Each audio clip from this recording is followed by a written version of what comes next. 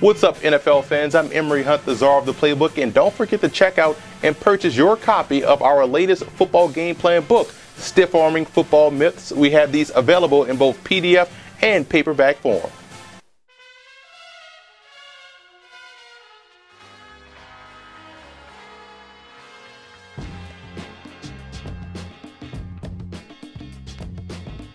For the Cowboys in this ball game, you look at a strength versus strength matchup. They can run the heck out of the football. Quietly, Chicago can do a great job versus stopping the run, 10th in the league right now, only giving up 103 yards a game. So they're going to have to be able to match their strength versus the strength of that Bears defense. And they have to be able to communicate in the secondary. We're going to talk about this later in the film session portion of this video. There were a lot of busts in the secondary last week versus Philadelphia, which is why they lost that football game. And they have to win the physical battle, whether it be in the trenches or on the outside versus the receivers of the Chicago Bears. I'm pretty sure the Bears will come in and try to out-physical the Cowboys, and they have to match that physicality at the line of scrimmage and out there on the flanks.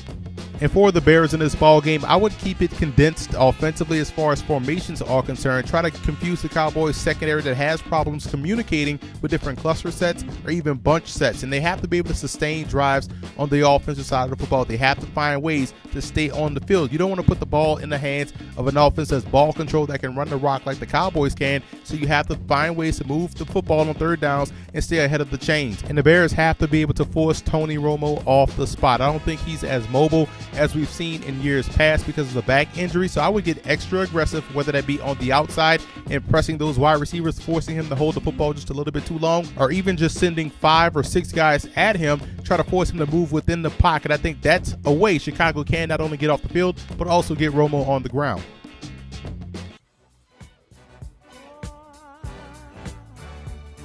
The Cowboys have to communicate better in the secondary. Last week versus Philly, there were numerous busts on the back end that led to big gains and touchdowns. And here's an example of what looks like cover 2 man.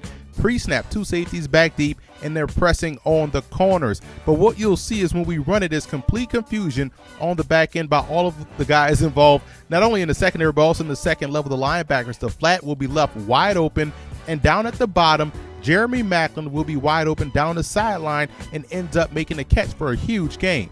So as we run the tape, you'll see, look at the pre-snap alignment, gives off cover 2, and we're going to freeze it right here. Look at the options. In the flat at the top, the receiver is breaking open. No one is covering the flat. The safety is back deep, thinking it's cover 2 at the bottom of the screen. And also deep at the bottom, you have Jeremy Maclin running down the rail, and there he is making a big play in the passing game, 58-yard gain, which helps set up more points for the Eagles. This can't happen this week versus a very good team in Chicago that can stretch the field with many different options at receiver, at tight end. Even their running back Matt Forte can do damage on the second level. So again, they have to be able to communicate a lot better than they did last week versus Philly. Otherwise, they can get gashed once again.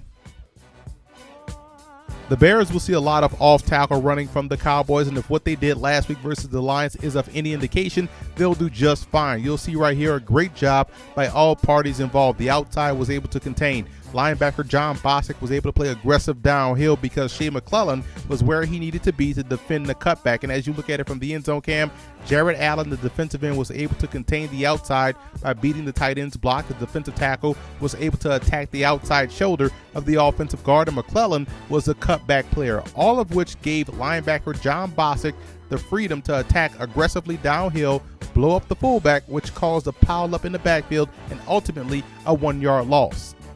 And this is what you want to see from a defense. Everyone doing their job, playing in unison to stop the run. If they can stop the run and, again, make this Cowboys football team one-dimensional, it goes a long way in helping Chicago win this one at home, a much-needed game versus the Cowboys. Again, you look at it right here from the end zone cam, just great effort from the first and second level to get the job done.